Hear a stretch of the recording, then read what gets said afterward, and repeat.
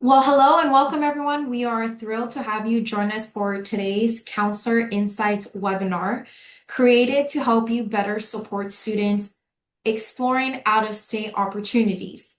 This session is tailored specifically for counselors working outside of California and will highlight key information about UC San Diego, including fall 2025 insights and updates to help you guide your next cohort with confidence. So thank you very much for being here. Before we begin, here are a few housekeeping notes. This 60-minute webinar is designed to be an informative session to help you better understand UC San Diego and your students' next step. We will not be taking live questions during the presentation. However, we encourage you to engage with the content and take notes. Today's webinar is recorded. A copy of the recording will be available in about 2 weeks on our undergraduate admission events recording page. So you'll be able to revisit all this information at your own pace. Most importantly, this webinar will not impact your student's application process in any way. It is simply an opportunity to learn more about UC San Diego and what the future may hold for your students. Additionally, closed captioning is available. To enable it, click the live transcript icon in your Zoom toolbar and select Show Captions for automated captions. If you're joining us late or missed any of our earlier counselor webinars, or would like to revisit our student focus sessions, you can find them on our event recordings page on the undergraduate admissions website under resources. All counselor recordings are now available and most student recordings have been posted as well. Though a few new November sessions are still being uploaded, please encourage your students to check the site regularly for updates. These recordings will remain accessible throughout the entire year. They're a valuable resource to return to as the year progresses as a counselor and as well as for your students, as much of the content will stay relevant. Even for students preparing for fall 2026 admission cycle or even the upcoming cycle. If you're here with us today, we want to begin by saying thank you. By registering for this webinar, you are also automatically subscribed to our monthly newsletter to UC San Diego's Counselor Connection. We encourage you to check your inbox or spam folder if you haven't seen it. We send one newsletter each month, and it's an excellent way to stay informed about the upcoming deadlines, important updates, and key resources from UC San Diego. As part of our ongoing commitment to deepen engagement with counselors, we'll also be expanding the content available on our website. If you have any questions, please visit our webpage, which will include many of the resources and links we'll be sharing in the chat today. We also want to emphasize that per UC policy, we are unable to provide student-specific information to counselors, even when requested. It's important to encourage your students to reach out to us directly, as that is the only way we can share individual information or address their specific concerns. Please remind your students to contact us with any questions they may have, as we are here to help them. And without further ado, it is my pleasure to introduce our MC for this special webinar, Jim Rawlins. Jim Rawlins holds the position of Associate Vice Chancellor, AVC of Enrollment Management at UC San Diego. Jim, I'll kick it off to you. Thanks so much, Griselda, and everybody. We're so glad you're here today, especially since we made it hard with web link woes. We're so glad you took that extra effort to join us today. As Griselda mentioned, this is something that we're also recording. So some of you may be watching this after today, and welcome to you as well. It's really exciting for us to be able to do these counselor workshops every now and then. And I've really enjoyed seeing some very familiar names in the participant room and the registration list. So hello to all of you. These events are meant for us to really make sure you get a chance to hear things from the kind of perspective that we know you'd want to know about what's going on. And I'll even say that today's event is really specifically primarily focused towards counselors working with students outside the state of California. Now, if you've shown up to this today and you're in California, it's perfectly okay. But I know just as when we talk with in-state counselors, we want to really make sure that they hear us talk about some of the stuff that's frequently on their mind. We know that's not exactly the same for you. So we hope that's something we'll be able to do for you as we go along here. We're going to have several slides that we work through as soon as they come up. And we're going to be really excited to just, again, share some things with you. First and foremost, let's just start with some quick things. Some of you may already know, but we want to make sure to give you a baseline of some of the things going on here right now. UC San Diego is not exactly a small campus. In fact, this fall, our overall enrollment, so that includes graduate and professional programs, the medical school, all that stuff, is over 46,000, and our undergraduate enrollment is a little over 35,000. For those of you scoring at home, by the way, that does indeed make us the largest undergraduate campus in the UC system now, which surprises a lot of people. We have been indeed growing a good bit over these last few years. We've been very gratified by all the popularity that's a part of that. But it's also some things that we want you to know in terms of what the footprint, what the DNA of this campus is. We are designed to be able to take students and do very well with them. Our retention rates continue to be strong. In fact, they're even going up a little bit in our graduation rates. This is a campus that is really geared towards being able to accommodate this growth, and we're very excited for the mix of students it's bringing to us every year. We are now in our, I think, 5th year overall of being test-free on the admissions front. So students no longer turn in SAT or ACT scores since the 2021 cycle. We are a top 10 public university for those of you that follow that kind of thing. This is one of the places that listing happens. There's lots of other places that recognize us. And as much as we are appreciating that and we're flattered by it, what we really want to make sure is that we're taking good care of the students that we're lucky enough to have. When we get noticed for it in the rankings, that's even better. So going ahead to the next slide.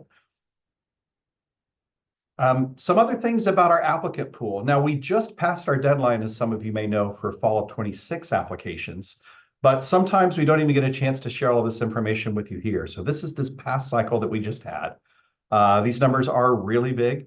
And as much as a lot of people would point out we're the second most applied to school in the United States when it comes to first year or freshman applicants, I can tell you that along with us getting over 136,000 applicants last year, 5 other UCs were in the top 10.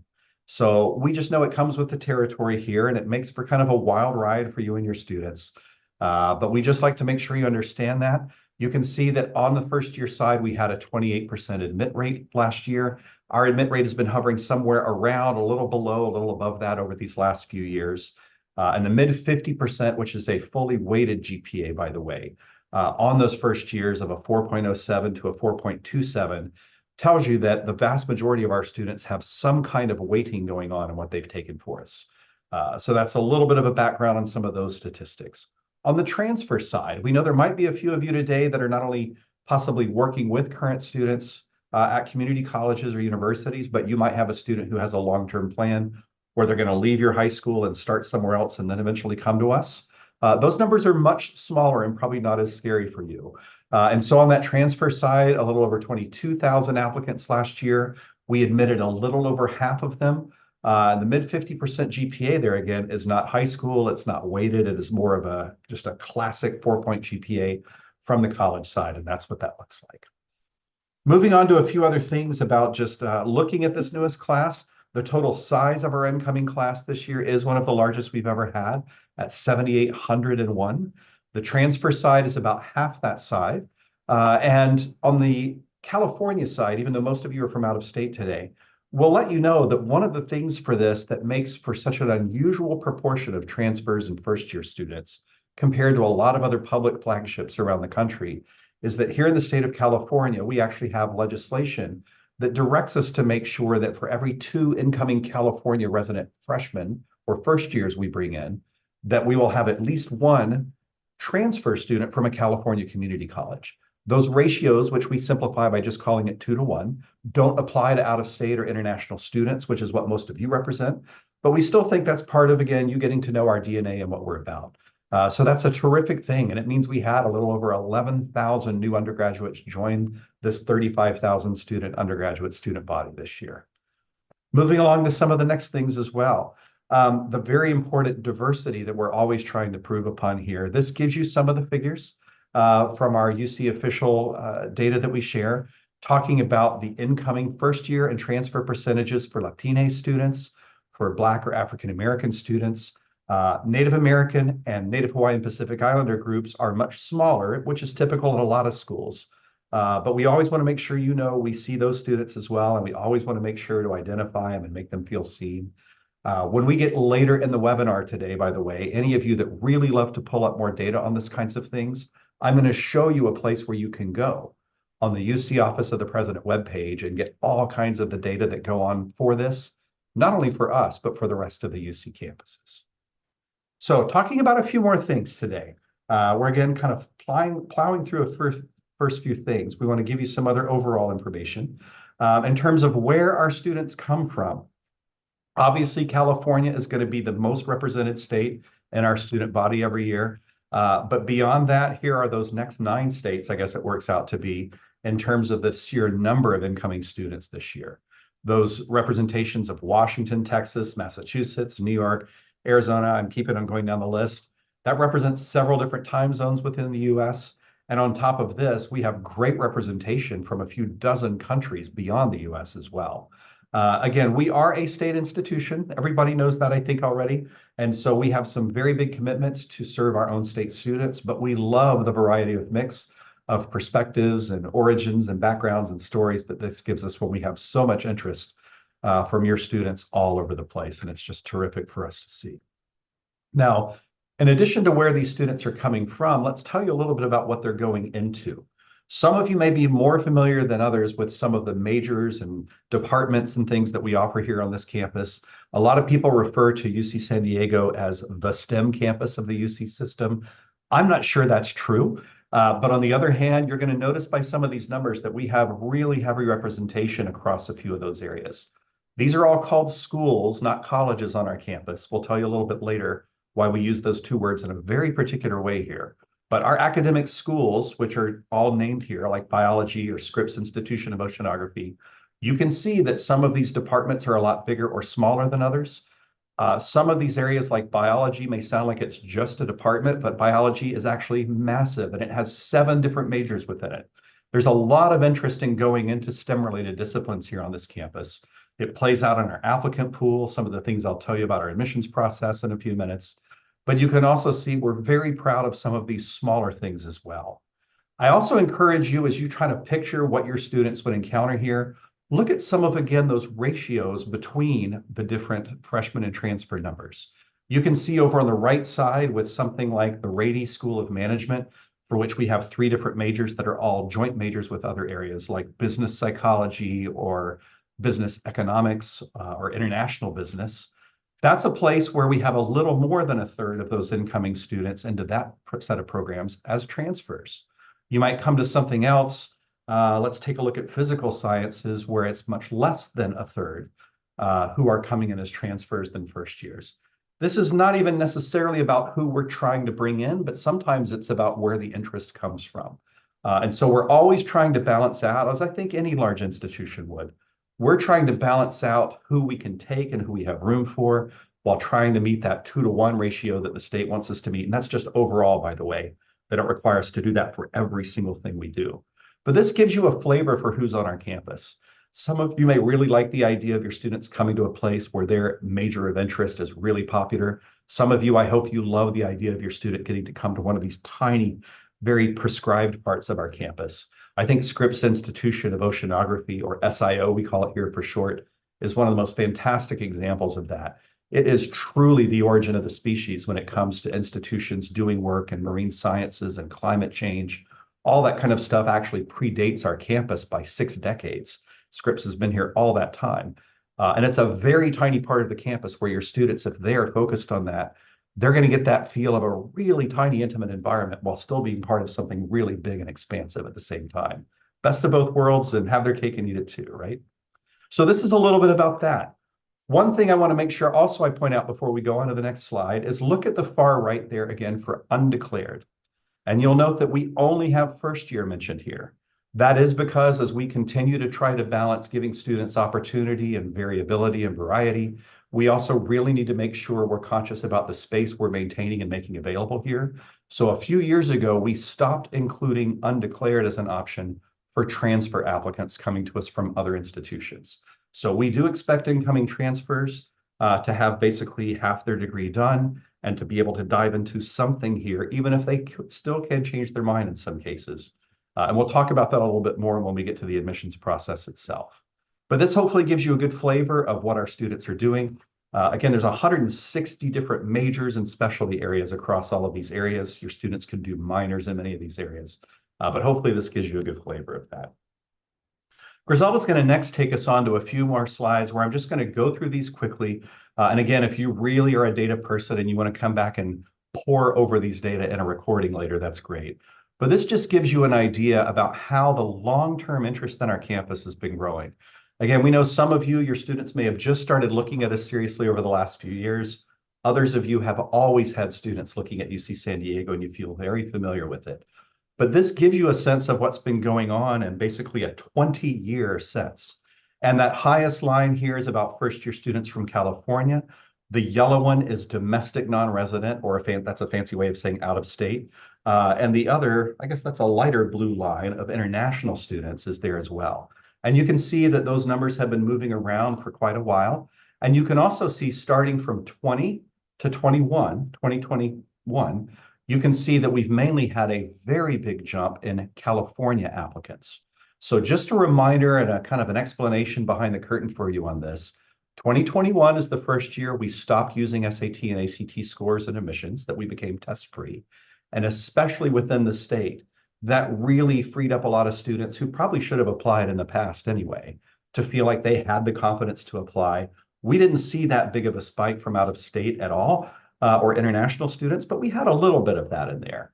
So do keep in mind that's that. And then also I will say, like many, in fact, most other public institutions, those in-state students are competing with each other for the spaces we have set aside and are funded for them.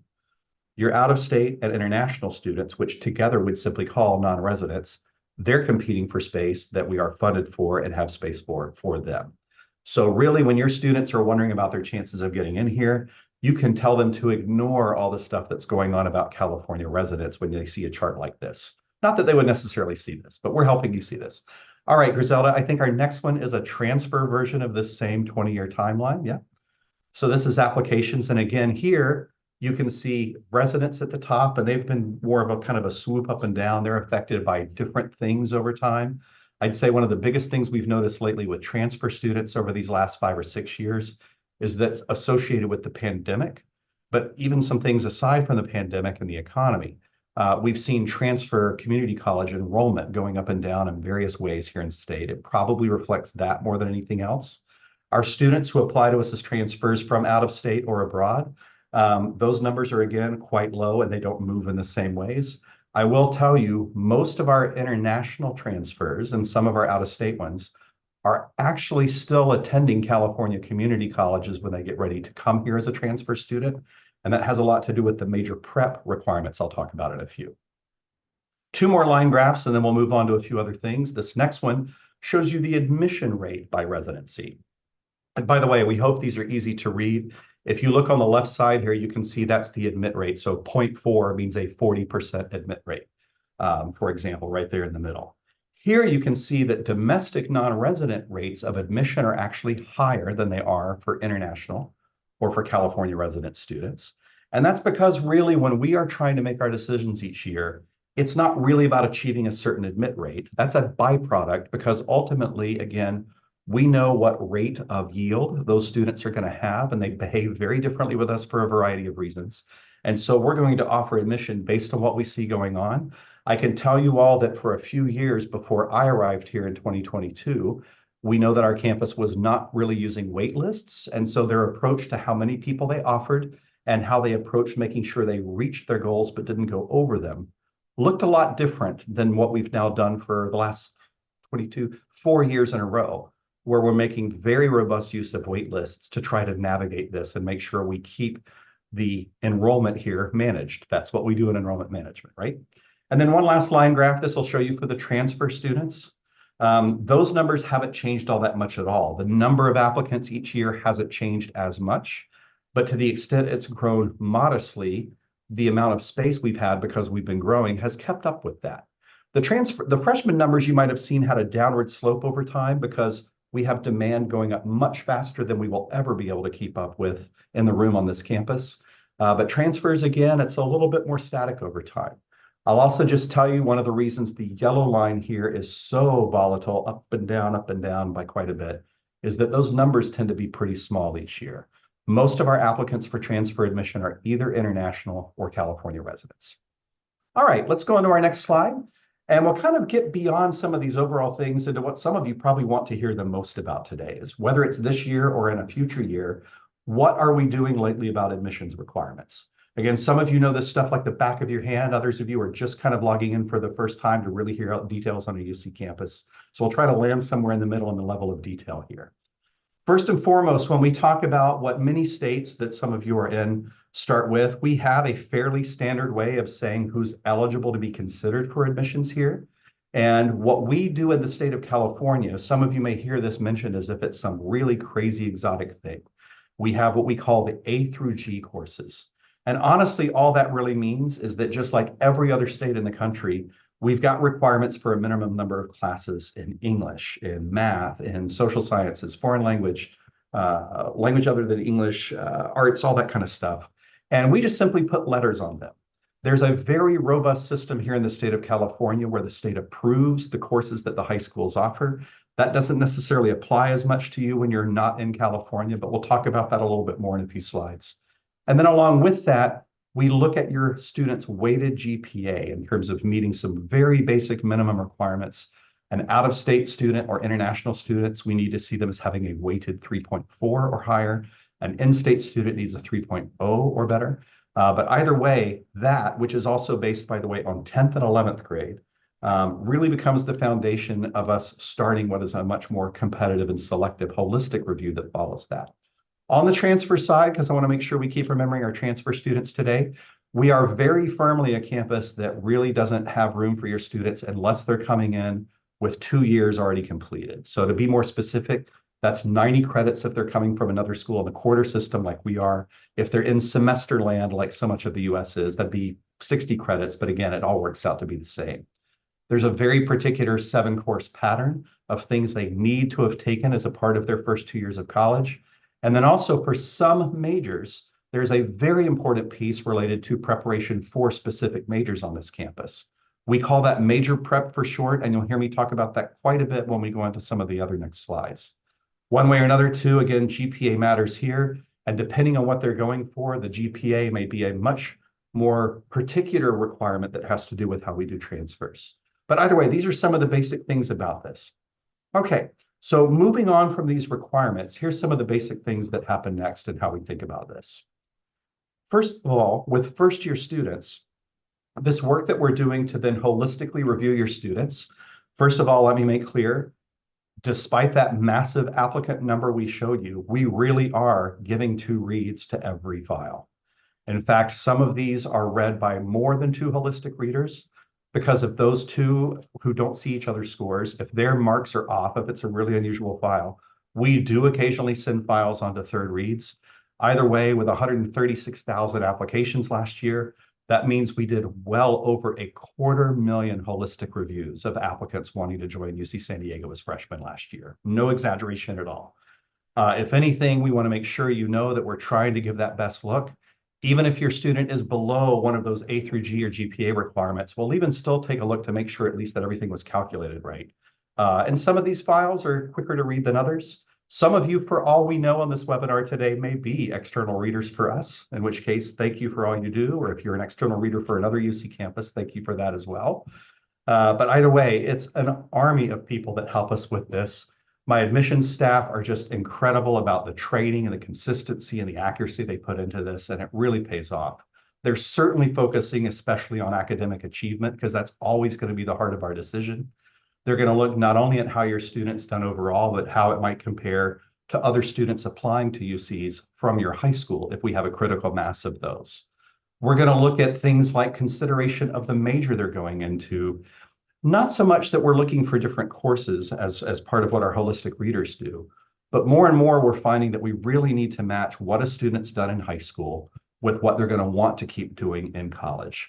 I'm just going to use this as a moment to say some of you may be more aware than others, of some research that we recently put out from this campus. I even sent an email out to everybody about it just before the end of November.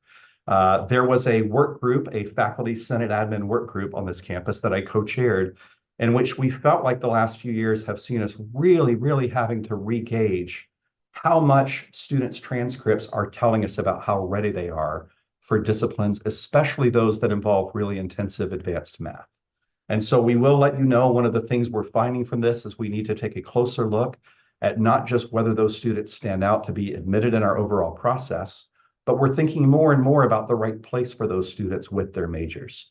So that's how major is fitting into this more and more.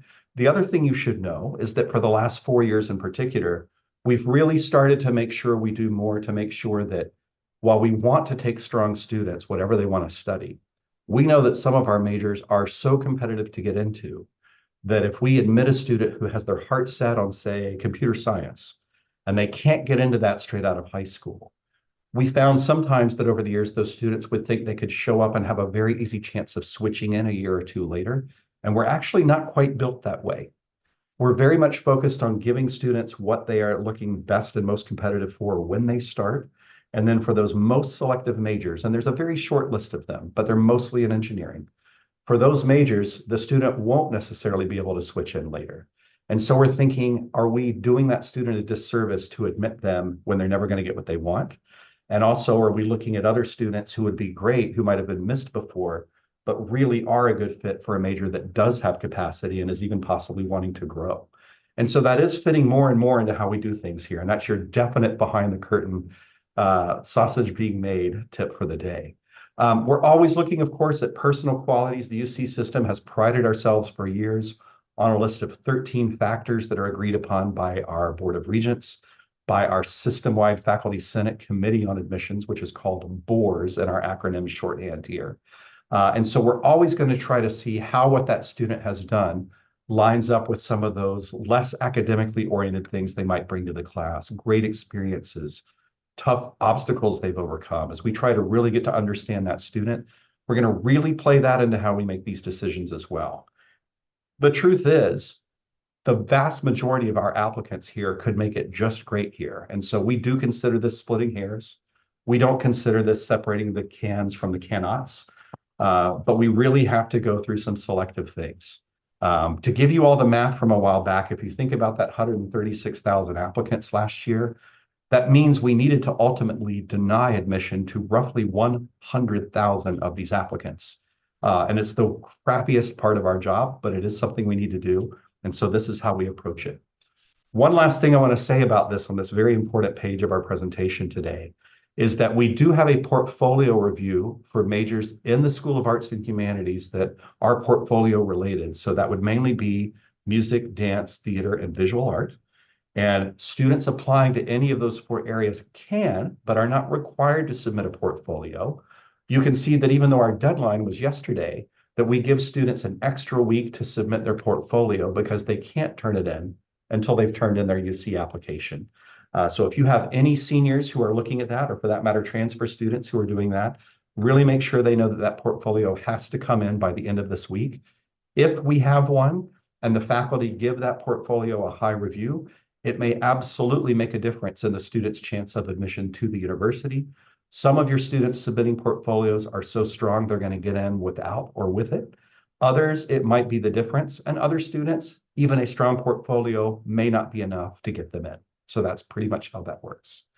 The main asterisk we put on this for all of you from outside of California today is when we talk about that A through G list of courses, again, it's not really exotic. It's the same level of math and language and all these kinds of things that most other universities have. But we know that it works a little differently in some other states.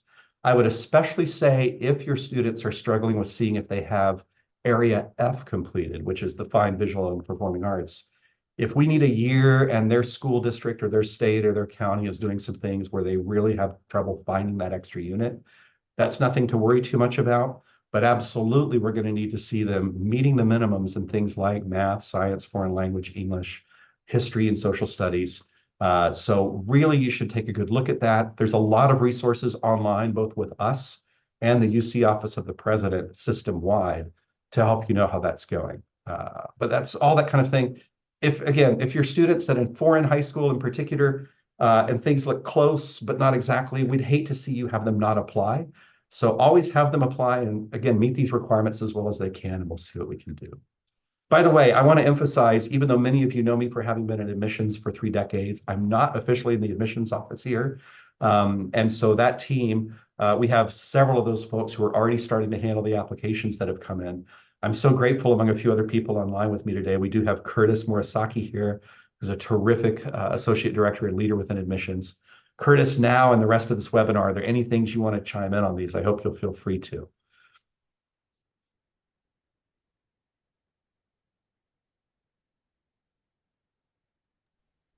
Sorry about that. Thanks, Jim. No, I think you really covered it all with the application review. To be determined as to the final number of applications, although the deadline was yesterday, we're still processing those, and our president's office will do a Right? formal release before campuses do, probably sometime early next year. Yeah. And other than that, I think you really did a comprehensive job of covering it, Jim. So I always need to make thank sure that you. the admissions office approves. So that's great, Curtis. Thank you. All right, we've got a few more things we want to get through, and I know I'm over talking some of these slides. So moving on, and thank you again for being our human mouse, Griselda. We really appreciate that.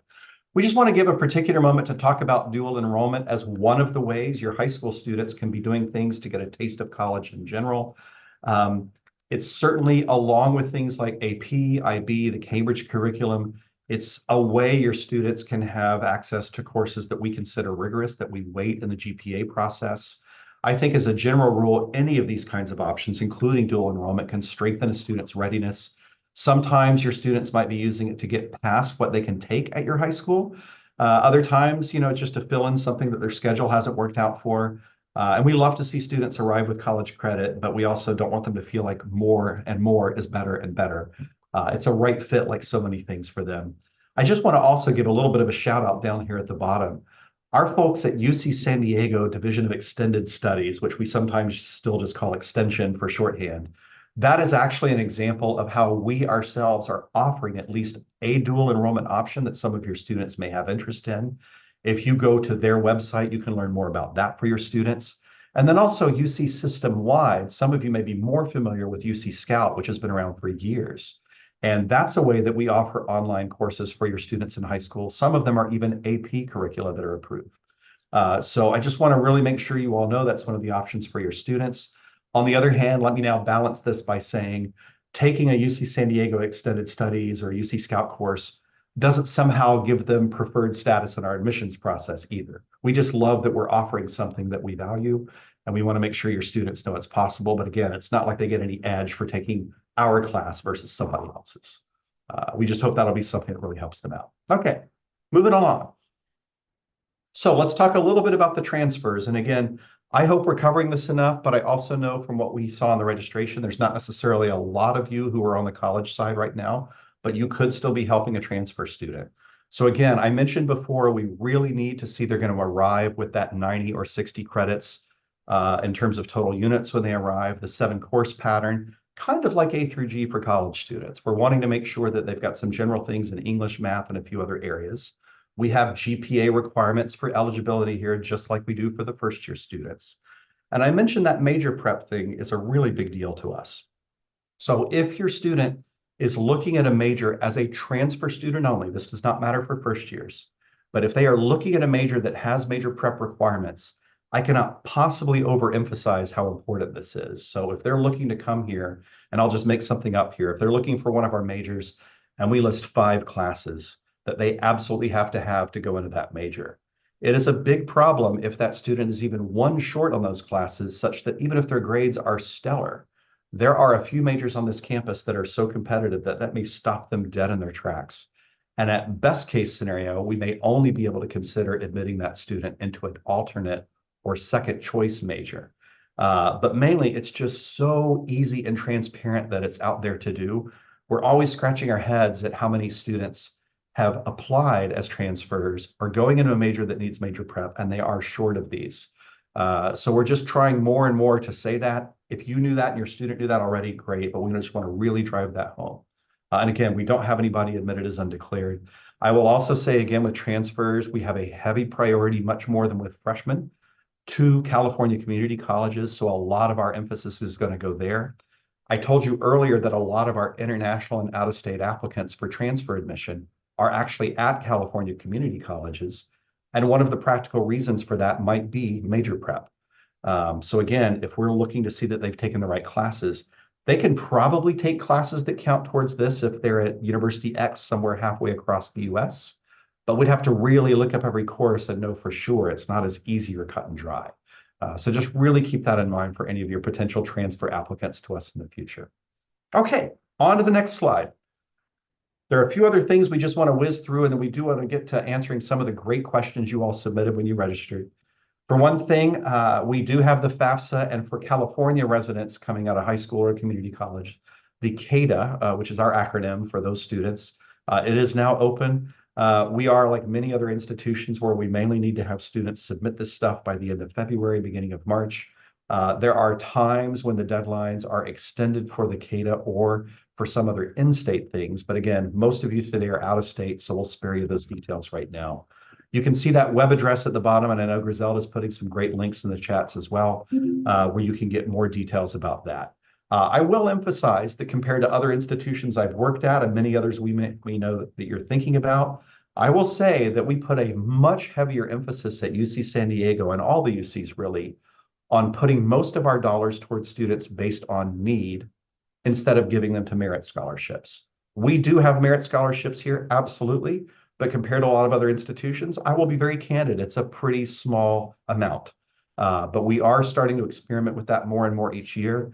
And we take great pride in the fact that we are really focusing so much with helping on costs based on need. It's one of the reasons that we have such a low percentage compared to the national average of students who graduate here with debt, and along with that, the amount of debt they have at graduation. So enough of those details, because I know I'm supposed to get to several other things today. Okay, so continuing to move on. A couple of other things we want to tell you. We have fantastic placement rates for our students when they finish here. Our top careers are listed on the left. We have over 250,000 Triton alumni worldwide, even though we are kind of a baby as institutions go. We have only been around since 1960, if we didn't tell you that earlier. And so this number of alums and connections has been really exploding in just the last 10 years, especially. And again, a lot of our students aren't headed into careers, they are headed into grad school. And so this is just an immaculate environment for that. Some of the highest levels of research, not just in the US, but in the world. And especially for the STEM disciplines, it's just going to be an incredible hotbed of opportunity and preparation for them. Okay, a couple of other things before we move on to kind of the general ending part here. Let's see. These are some of the important dates, including one that, again, just passed yesterday. So when our application opened, your students had any number of chances to start working on it. They could start submitting it in October. I want to incredibly emphatically drive home that we have no early action or early decision in the University of California, and we have absolutely no preference given on when the student applied. They either met the deadline or they didn't. For that reason, you might imagine that last year with those 136,000 first-year applications, over half of them probably arrived at us in the last 48 hours. We'd love to spread it out and spread out our reading work more, but that's just the way it goes. So it doesn't have anything to do with this. This is the only deadlines your students need to know. We will always aim to let the high school students know by the end of March what our first year admissions decisions are. So on a single day, we'll let them know either they're admitted, they're denied, or they're put on the wait list or invited to be on the wait list.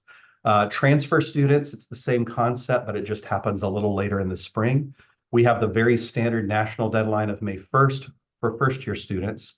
And for transfers, we, again, put things a little further down the calendar and give them until June 1st. All right, a couple more things.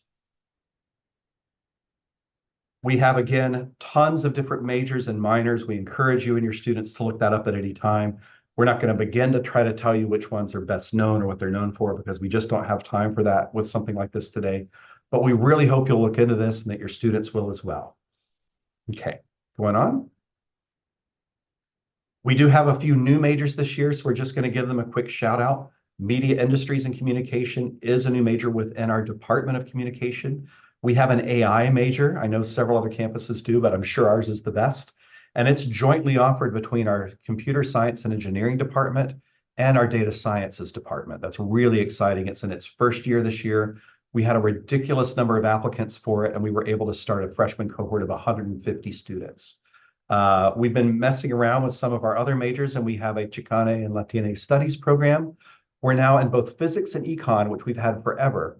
In both of those majors last year or this year, we've started offering both a BA and a BS option. Econ used to just be BA, and they've added BS. Physics used to be Bachelor of Science, and now they've added Bachelor of Arts. And then we even have environmental anthropology. I just love how some of these majors are really blurring the lines between old-fashioned disciplines. And we hope that'll be a good fit for your students. One last thing to talk about today before we kind of start to wrap things up. We do have a fantastic college system here. And if any of you don't know about it, gosh, we want you to know about it. Some of you know I've been in this profession at many years at many campuses. The college system is one of the things that started to intrigue me when I thought about going for this position and coming here. I love what this does for our students. I think it is such an incredibly unusual thing. Those of you familiar with international education may find that there's lots of ways in which our colleges are structured in a way that they find very similar to, say, the Oxford and Cambridge college system. Ours are much more equal in size instead of some of them being enormous or tiny. But as we're showing you on this slide, students can be in any major and be in any college. Their academic advising happens here. Their general education requirements are different. And it's a way for us to make sure they've got a smaller school within the bigger university. It's just fantastic. Some of them even have an honors program. Most of our students will live on campus. And by the way, we guarantee housing for the first 2 years. And so they will probably live in their college. Again, a very residential piece that reminds us of the Oxford and Cambridge model. I'll also throw out University of Toronto because they're great partners in this that we talk with as well.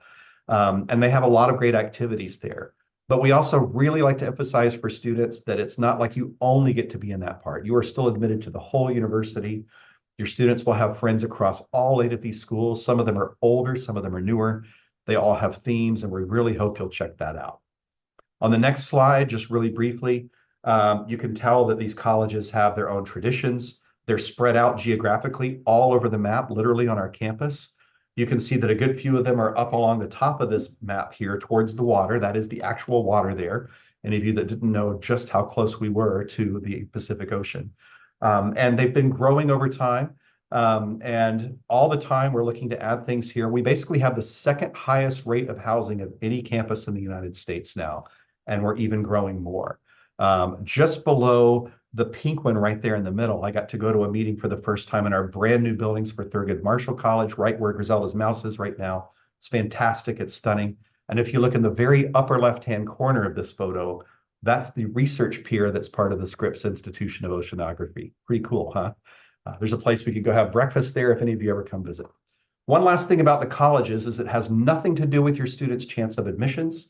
But we do ask them to rank the colleges when they apply because we want to know which one sounds like the best fit for them.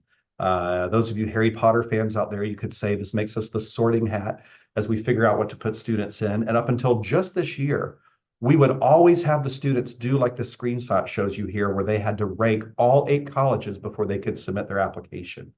This year, we're trying something that our friends at University of Toronto suggested we do, and we're only requiring your students now to rank their top 4 choices. In fact, that's all we let them rank. Part of this is because 99% of our students get placed into one of their top 4 choices anyway. We've even given the students a chance, and again, you're seeing last year's application here, but this year's application even lets the student check a box we actually hope most of them won't check, but they do have the option now to check a box that says, I have no preference at this time. Incredibly important. We want you to know, again, your students need to realize this is about more than housing. It will affect their general education requirements for graduation, regardless of their major. It also has something to do with where they'll live.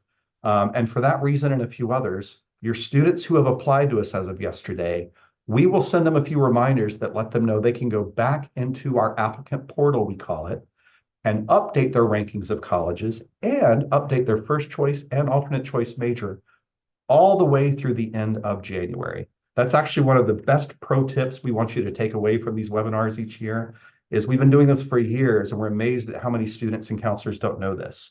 So if your student's like, I've got to get this done, I'm one of those people that turn this in on November 30th at 2 a.m., they have not missed out on their chance to re-rank and keep investigating these colleges. And we really hope they will.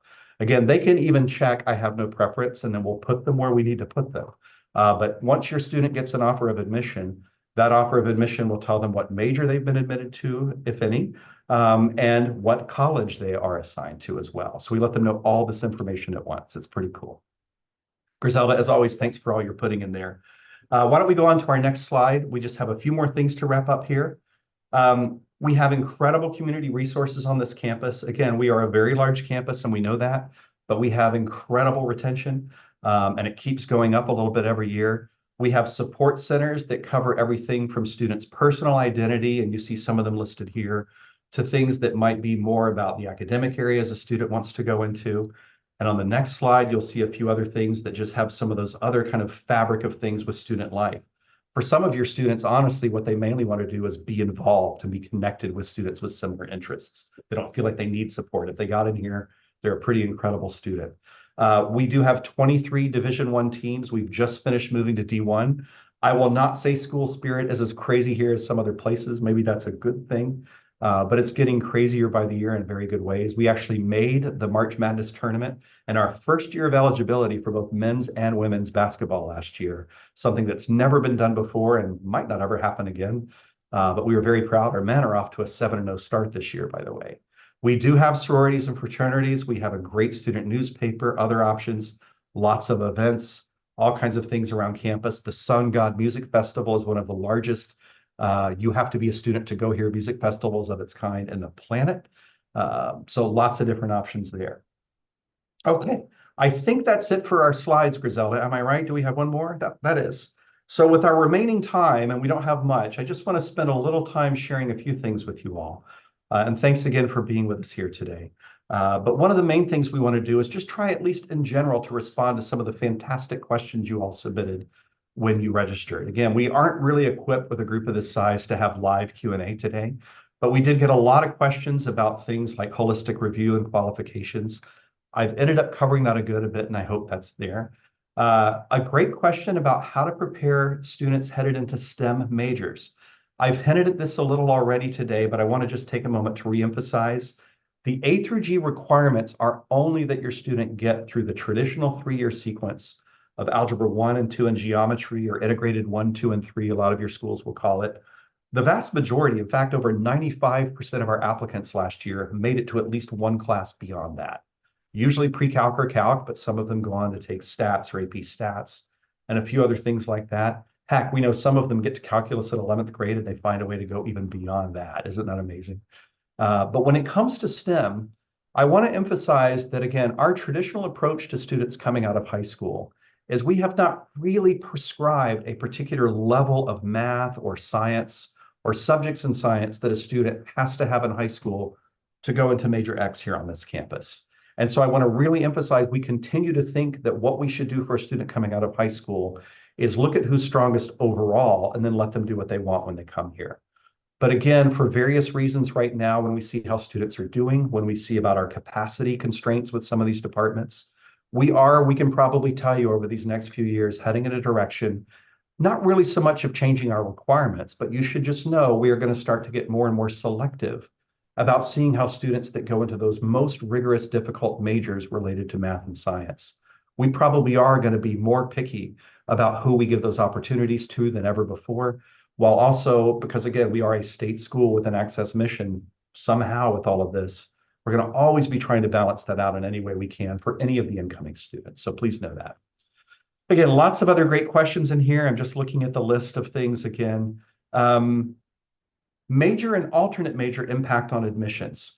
Mainly tell your student to not get into any head games with themselves, and whatever they want to study most here, they really need to list as their first choice major. Some of these students, and God help them if they read advice on Reddit, which is usually wrong, they might have heard a rumor. What's one of the crazier ones we've heard? If you really want a major, list that as your second choice. That way you'll probably get it because it's so hard to get in. I don't know where students get up with that, but it's absolutely not accurate. We also have a fascinating trend we've been examining more than usual this year. We do have a good few students, not a lot. I wish we had more actually. Go ahead and list undeclared as their top major. It is perfectly okay here to come as undeclared, but then get a load of this. 20% of those students will then list an actual major as an alternate major. You all may have your own theories, and if you shoot me a note sometime later, I'd love to hear what you think would lead a student to do that. But it definitely doesn't accomplish anything for them. But mainly, if their first choice major is a very selective one, we will even give them messages that say, you should really have a second choice major, and it shouldn't be another major in that same department. And some students just say, that's great, but I only want one thing. And so they can know that's going to impact their chances of admission. But we really want to let them know that there's no downside to listing a second choice major. And there's never a good thing to put your top choice second, which again, we don't know why they're doing. So just help them navigate that and let us know anything you need us to clear up more on that front. Couple of other things. I'm just looking at these questions here. I do want to just really quickly share screen as we wrap up here today. And Griselda, I hope I can do that here. Hope we've set me up to share screen here. I'm going to show you all as we finish up here in our last couple of minutes, just one or two things. We've really added some great things at the UC Office of the President website in just the last year or so that I think are just incredible. And just to make sure you all know these are out there, and we'll try to put these URLs in the screen as we're sharing them with you. Here's the first one, and it's one called Freshman Admission by Discipline. This is a page we created at the request of school counselors around our own state, and it's really meaty, so I'm not going to try to spend a lot of time on it. But if you can get that URL from Griselda and go there, this is a page where you can actually say for any of our campuses in the system, watch this. If I pick UC San Diego, I will get a dashboard that shows me for a particular year, and this is right now looking at the 2024 school year. It will tell you how many applicants we had in each of these broad areas of interest. It'll tell you how many of those students got admitted and how many enrolled, what their 25th or mid 50th percent GPA range was, the enrollees, the admit rate, the yield rate. Look how much some of these numbers can vary. We're just being very transparent about this in a good way. But I'll also let you all know there's some stuff that we put up here, contact admissions offices for further details. We can even tell you all that these are students getting in, but some of these students who say wanted engineering and got admitted, they actually didn't get admitted to engineering, but they got admitted to the university. They may have been given an alternate choice major. There's only so many ways we can show this that makes sense. So we're trying this. So A, we hope this is helpful. And B, if you use this advising your students, let us know which parts are easiest or hardest. Whatever you wish we would add, we can pass that along to the UC Office of the President and see what they can do. One other great thing we want to make sure you all know about is this page, which is just simply preliminary data on the applicant cycle each year. And it takes us a while to show this kind of stuff up. But I'll tell you, I'm just so proud in the years I've worked here at this campus and in this UC system at just how much we just try to go ahead and make publicly available to everybody. Sometimes it takes quite a while because we're cleaning it up to make absolutely sure it is ready for public consumption. But this is kind of an obscure one that Griselda may not go to, so I may just put this in chat myself. But this URL is just a place for you all to maybe bookmark, and it will show you at a few key points throughout the cycle how many total applications we got broken down by residency or diversity statistics. Also freshman and transfer split. A little later, I'll show you which of those students got in and then ultimately who enrolled. So it's a really good place for you all to be able to put that. And I'm going to drop that URL in here right now. One last thing I'll show you all right now is a great web page that has to do with undergraduate graduation rates, because some of you all asked about this. So as our last little data gift for you for the day today, the undergraduate graduation rates page here is really terrific. If you all go to this URL, you'll land on this highlights page, and the UC Office of the President will be telling you some things about the overall rates and what our goals are for the next few years. So if they go from that to the graduation rates page, just to show you real quickly, you can pick us or any other campus. And if you do that, it will give you a 25-year history, get a load of that, of what our first year retention rate is. And then after that, it'll skip over to where it says 3, 4, 5, 6, or 7 or more years. These are the graduation rates for that. And look how you can even break this down, not only by campus, but you can say, I want to see how this varies for students who are Pell eligible, or students from certain backgrounds, or genders, or residents versus out-of-state students or international students. You can play around with a lot of things here and just go bonkers. You'll get into things by their GPAs. You can even look up certain high schools and community colleges. If you're a school from which we only get a couple of students a year, you're going to have nothing here.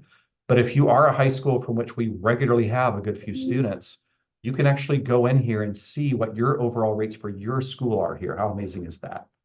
So anyway, those are just your last little data gifts for that. I don't know if Griselda was able to find that URL, but hopefully we can paste that in there. I'll add it to the chat just to make sure. But other than that, we're basically done today. And we so appreciate the questions you all asked. We appreciate you being here for this whole webinar. We're going to go ahead and wrap up now. But again, we just want to wish you the very best. Thank you to any of your students who have taken enough interest in us to apply this year.